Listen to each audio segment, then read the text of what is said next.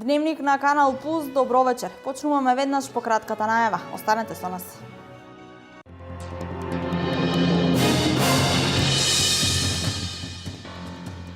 Денес е велика страсна сабота. Ова е денот меѓу смртта и воскресението, меѓу петок и Великден, денот што ги спојува распнувањето и радоста.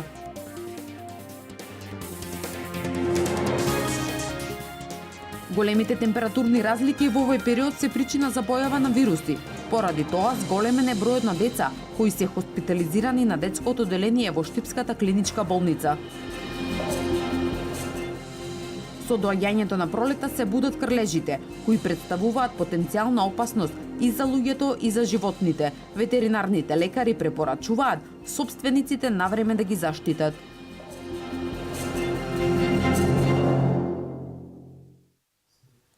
Денес е велика страстна сабота. Ова е денот меѓу смртта и воскресението, денот што ги спојува распнувањето и радоста.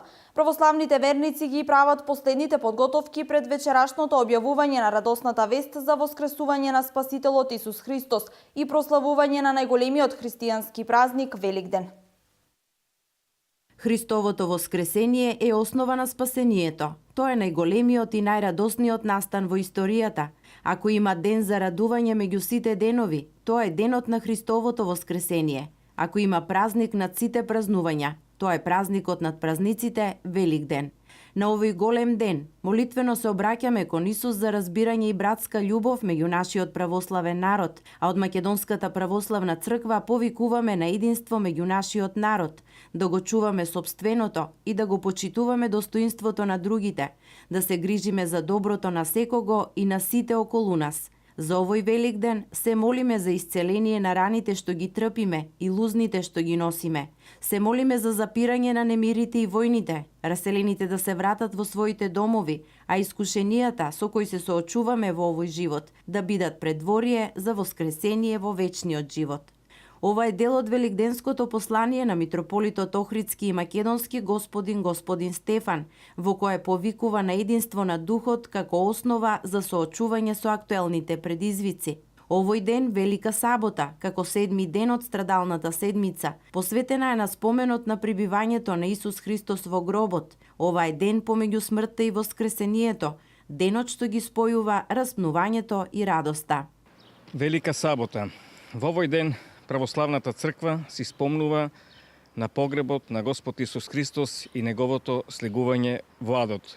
Симнувајќи го од крстот телото Христово, Јосиф и Никодим според јудејскиот обичај го обвиткале со платно потопено со мириси и го положиле во камена гробница која ја запечатиле со камен. На погребот присуствувале и Марија Магдалена и Марија мајката на Јаков и Јосија.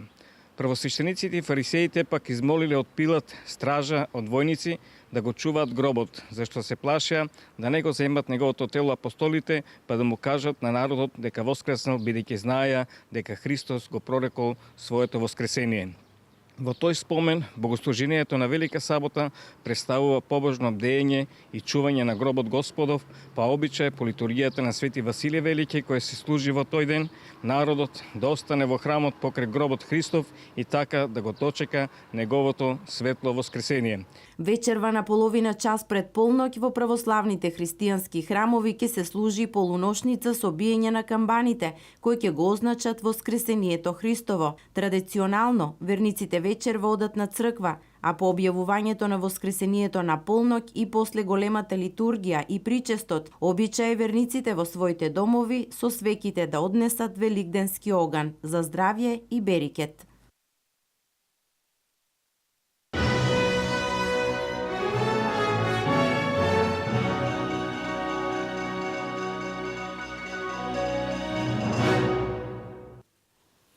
Големите температурни разлики во овој период се причина за појава на вируси, инфекции и проблеми со дишните патишта. Резултатот ова е зголемениот број на деца кои се хоспитализирани на детското одделение во Штипската клиничка болница.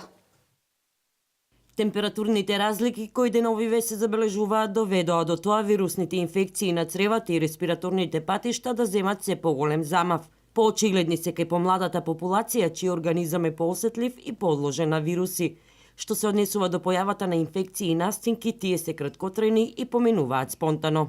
Апелирам во таквите ситуации секогаш мајките, односно родителите, да не ги дискриминирам татковците во овој момент, да имаат малку трпение и да почекаат барем 48 сата од првите симптоми на болеста со појава на покачена температура, а подоцна да се јавуваат ако детето е во добра општа состојба. Бидејќи таквите температури некогаш поминуваат спонтано, тоа се обични настинки без оставање на било какви последици. Она што е алармантно е зголемувањето на бројот на деца со астматични напади, кои се почесто се хоспитализирани на детското одделение при клиничка болница во Штип. Имаме наплив на дечиња кои што се јавуваат со обструктивни атаки, односно со астматични напади, кои настануваат секако заради поленската алергија, кој во овој период од годината е навистина актуелна, и сите оние деца кои што се алергични на некој од овие состојки кои сега ги имаме во природата. Зголемен е бројот и на децата со обструктивни атаки и кај матичните доктори, истакнува Гацова и препорачува редовно да се прима препишаната терапија.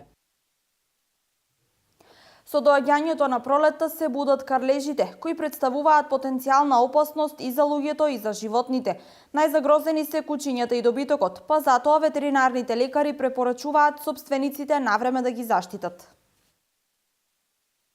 Сточарите и собствениците на миленици ги демна опасност од карлежите, со оглед на високите пролетни температури. Заканата од паразитите се повеќе присутна, што значи шетањето на милениците по парковите, доколку истите не се заштитени, за нив представуваат сериозна закана. Впивањето на крлежите под кожата доведува до ослабување на организмот на животното, практично исцицување на крвта и инфекции кои едноставно во понатамошниот период завршуваат и фатално. Немојте да приидувате на вадење на крлежите насилно, што значи во случај кога вие пробате да го извадите крлежот насилно, рилцата со кој тој е закопан во кожата остануваат внатре, што значи инфекцијата веќе настанува се поголема и потешка. Меѓутоа, превенцијата се состои од хигиената и средувањето на околината, но како да ги заштитиме миленичињата и себе си од карлежите? Да си ги заштитите вашите љубимци со тоа што пред нанесувањето на ампулите кои едноставно представуваат заштита од ваквите инсекти, треба да се направи капење со средства кои се при нанесувањето ги симнуваат крлежите од телото на единката, а после тоа доваѓа до заштита, односно за самото нанесување на ампулата, заштита да трае негде од 3 до 5 месеци. И за оние држатели на куќни љубимци кои не се го завршиле делот на вакцинирањето против бестимо, им стоиме на располагање во секој момент да ги донесат овде љубимците, да ги заштитат од болеста бестимо, воедно и си добиват таблета за третманирање за внатрешните паразити. Тоа се популарно кажано меѓу народот глистите. Заштитени животни, заштитени собственици, велат ветеринарите. Ни за заразни болести, крлежите ги пренесуваат и на луѓето. Лекарите препорачуваат, доколку се изложени на убот од крлеж, да не преземаат мерки на своја рака, веднаш да се јават кај лекар. Општина Делчево ја донесе програмата за спроведување на општи мерки за заштита на населението од заразни болести. Досега се спроведени сите активности во рамки на минатогодишната програма и во новата се предвидени неколку прскања против комарци и дератизација на шахти. Општина Делчево ја донесе програмата за спроведување на општи мерки за заштита на населението од заразни болести, во која се предвидува планско прскање против комарци и дератизација на шахти на подрачјето на целата општина. Тука се предвидени мерките дезинсекција, дезинфекција и дератизација на територијата на општина Делчево. Исто така и со овој документ, односно програмата која што е рефлексија на стручното мислење и програмата за заштита на населението од заразни болести на Центарот за јавно здравје Скопје, Центарот за јавно здравје Кочани, подрачната единица Делчево, се предвидени мерки и активности, односно од областа на дезинсекцијата, се предвидени 3 теристички прскања и по потреба на авионско прскање против комарци, односно тоа е со цел да се заштити населението на општина Делчево од вектор преносливи болести, заразни болести. и најновите вируси Зика, Денга и западно-нилската треска. Успешно е спроведена минатогодишната програма за дератизација, во која беа опфатени околу 300 шахти, а во оваа програма, освен вонредното ларвицидно прскање кое што веќе е извршено, од месец мај стартуваат и редовните акции предвидени по новата програма. Извршена е минатогодишната постапка за дератизација со кумарински препарат во соработка општина Делчево, Јавното комунално предпријатие Брегалница и Центарот за јавно здравје Кочани подрачна единица Делчево извршила дератизација, односно третирани се 300 шахти, од кои 220 на територијата на градот на општина Делчево и останатите 80 во селата Разловци, Травотивиште и село Габрово. Ние ги извршивме досега планираните две акции за дератизација и вонредното ларвицидно прскање, односно третирање со даламицин на територијата на општина Делчево, но тоа беа вонредни мерки, додека во мај се предвидени две теристички прскања со неопетроид, тоа се теристички земени прскања, и нормално потоа јуни-јули и по потреба во август. Од општината истакнаа дека доколку се влоши состојбата и комарците станат резистентни на неопетроидот, ќе се премине и на авионско прскање, што е предвидено и со одлуката.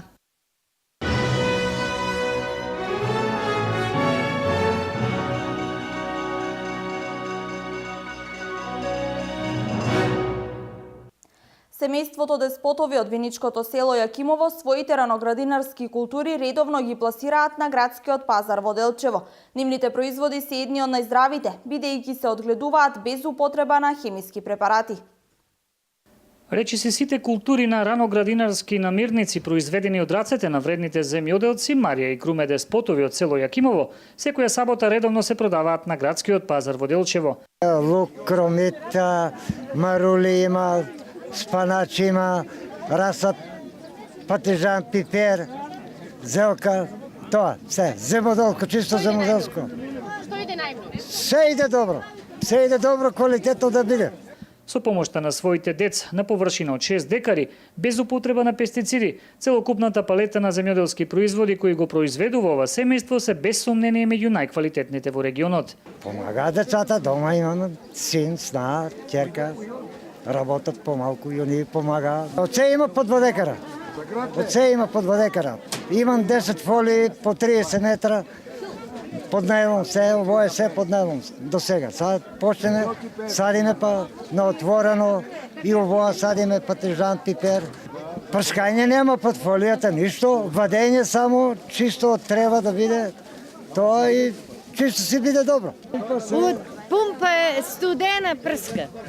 На 3 ниви садиме, се е пумпи, се е пумпи. Доколку човек има навика за работ, не се пречка годините, вели тетка Марија, која накратко го опише начинот на производство на спањак, кој што е најактуелната раноградинарска култура во моментот. Посее се, изореме, посееме. Арско ѓубре се на нивата унаруваме, друго ништо се не фрля и така. Ништо вештачко? Не, ништо. Јачи се нивите, сееме орис на тие ниви, сега спаначи излази. Деспотови не се жалат ниту на животот, ниту на работата. Иако Чичко Кроме го нема потребниот стаж за пензија, сепак вели дека ќе работи се додека го служи здравјето. До тогаш и луѓето ќе консумираат од нивните здрави раноградинарски производи. Фирмата Екофруит, една од најголемите производители на доматно пире во државава, аплицираше за средства преку ИПАРД програмата за обновување на дотреената опрема. Со финансиската подршка се планира да се набави нова машина, со која ќе се произведува доматно пире во поголеми пакувања. Еден од најголемите производители на доматно пире во Македонија е фирмата Екофруит, која се занимава со производство на овоши и зеленчуки и негово конзервирање. После едногодишно пробно производство, собствениците на фирмата аплицираа за средства преку ИПАРД програмата за обновување на дотреената опрема, при што ќе се набави нова машина која ќе им овозможи производство на доматно пире, производ кој во Македонија се уште не се произведува. Овде да произведуваме производ, тоа е доматно пире во асептично полнење, производ кој што во Македонија моментално не се произведува и македонскиот пазар зависи 100% од увоз. ова е можност за нас, за македонскиот пазар, не само тоа што нема конкуренција во овој дел, туку со тоа што и самиот македонски пазар е заштитен. Оваа година рапидно се зголемуваат површините на кои се подига индустријски домат, додава Митев. Пробно производство помина сосема успешно, и затоа оваа година се зголемуваат рапидно површините на кои што се подига индустријски домат. Покрај доматното пире, Екофруит работи и со производи од вишна, од кои 90% се извезуваат, а дел се застапени и на македонскиот пазар. Потоа со одредена количина на ајвари, како и делумно производство на мармалади. Агенцијата за поттикнување на развојот на земјоделството годинава бележи најголем број заинтересирани земјоделци за искористување на мерките на Министерството за земјоделство од програмата за рурален развој. По сите 4 мерки што се нудат се пријавиле над 100 земјоделци. Од мерките од програмата за рурален развој што ги нуди Министерството за земјоделство, а се однесува на 4 мерки, и тоа: набавка на механизација, мерка за млад земјоделец каде што процентот на враќање на средствата е до 100%, мерка за враќање на вложените средства под ново подигнати насади и набавка на пчелни матици и пчеларска опрема. По сите овие мерки во Агенцијата за поттикнување на развојот на земјоделството барање поднеле вкупно 140 земјоделци. Сега се во тек разгледувањата на овие барања и за еден месец ќе се знае на кои земјоделци им е одобрено поднос на барањето. Во моментов Агенцијата за поттикнување на развојот на земјоделството во Окочани работи и на други проекти за помош на земјоделците. Пред неколку дена ни заврши еден проект за информирање на земјоделците, а ние го нарекувме 1000 села на ниво на цела Македонија. Ние овде во нашиот регион ги поминавме нашите села. Ги информиравме земјоделците за осигурување во земјоделството. Значи да си ги осигурат своите посеви. Полисата која што тие треба да ја склучат со некоја осигурителна компанија, 60% ќе биде покриена од страна на владата, а остатокот од 40% ќе си го покрие самиот земјоделец. Значи тоа е една добра понуда, како еден вид помош, да ако дојде, не дај Боже да дојде до некои оштетувања од временски неприлики, земјоделецот да биде заштитен, да ги тие ризици префрли на друг, тоест на осигурителната компанија. Се уште тече проектот Farm Monitoring System, преку кој што се следи состојбата на приходи и расходи кај земјоделците и нивната работа на фармата, со што на крајот од агенцијата им даваат совети за подобрување на нивното работење.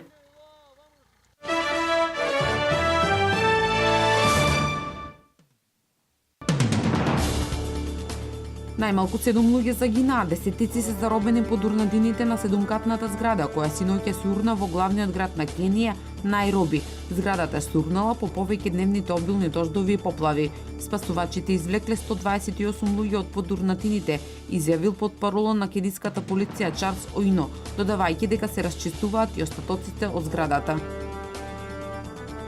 Стотина демонстранти се судрија со специјалци пред хотел во Калифорнија, каде што водечкиот републикански кандидат за председателска номинација Доналд Трамп требало да одржи говор, поради што тој морал да се повлече назад во зградата. Полицијата успела да ги спречи да влезат натре, но некои од демонстрантите ги гајале со јајца. Новиот инцидент синоќа уследи отколку претходно околу 20 на демонстранти се уапсени на југот на Калифорнија за време на протест одржан во Каала, каде Трамп во говор им вети на приврзениците дека ако биде избран, ќе заземат цврст став против илегалната миграција. Холандското Министерство за здравство порача 15 милиони таблети јод за заштита на населението од радиација. Одлуката е донесена кога во Холандија, во Германија и во Луксембург се водат полемики за безбедноста на нуклеарните централи во соседна Белгија, каде вчера беше донесена одлука за делење на таблети јод за населението. Таблетите јод превентивно ќе им бидат поделени на деца до 18 години и на бремени жени кои живеат во реон од 100 километри од нуклеарната централа. Досега луѓето на возраст до 40 години кои живеат во зона од 20 километри околу нуклеарната централа, таблети јод добивале на домашна адреса.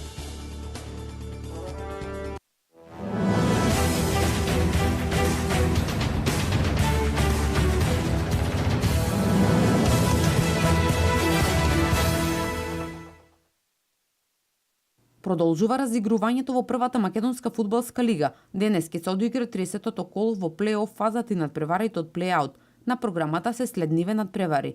По победата од минатото коло против Шкупи, Штипска Брегалница утре ќе ги одмери силите против второ пласираната Шкендија. Силекс ќе ја пречека екипата на лидерот Вардар, додека пак Работнички ќе гостува кај Шкупи. И во плей-аут фазата ќе се одигра надпреварот меѓу екипите на Металург и Турново. Наредното 31 коло ќе се одигра веќе наредната недела, односно на 8 мај.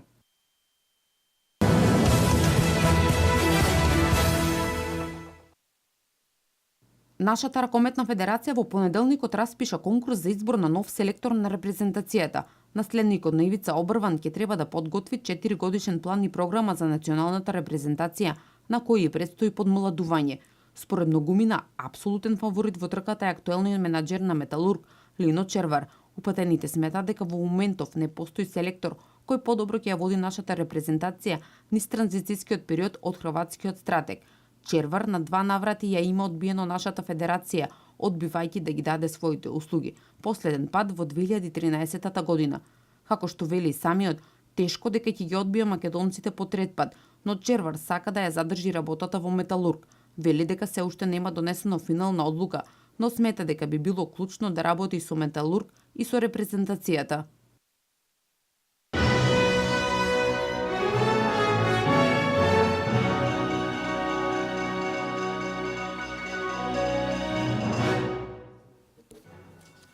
Ова беше се во ова издание на Дневникот. Останете со програмата на Канал Плюс и проследете го и третиот Дневник. Пријатно!